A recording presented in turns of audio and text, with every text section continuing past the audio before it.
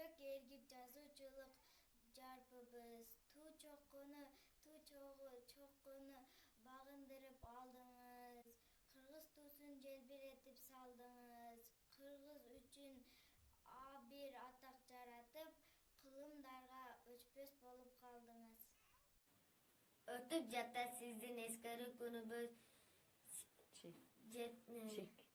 Чексиз эле өзүңүзгө сүйүүбүз. Кыйкырсак да бүт аламга жар салып, айттың арман жетпейт сизге үнүбүз.